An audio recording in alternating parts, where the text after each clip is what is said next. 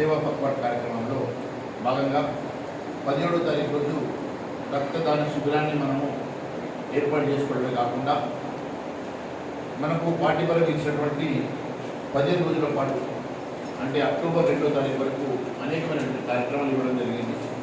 అన్ని కార్యక్రమాలు కూడా విజయవంతంగా చేయడమే కాకుండా తన యావత్ జీవితాన్ని సర్వస్వాన్ని దేశం కోసం అంకితం చేసినటువంటి మన నాయకుడు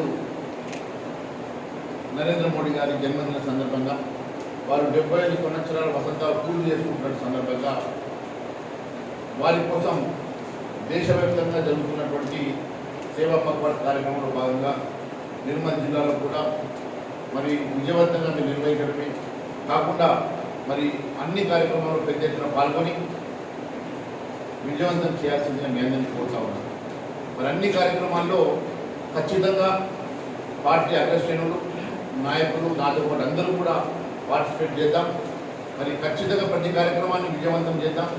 ఈ దేశం కోసం తన సర్వస్వాన్ని త్యాగం చేసి తన కుటుంబాన్ని అన్నింటినీ కూడా పరిత్యజించినటువంటి ఉన్నతమైనటువంటి వ్యక్తి మన నరేంద్ర మోడీ గారు.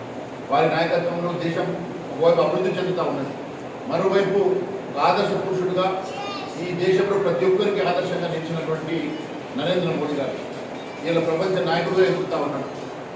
మీరు చూస్తూ ఉన్నారు, పక్కన ఉన్నటువంటి దేశాలు ఉదయమంటా ఉన్నాయి.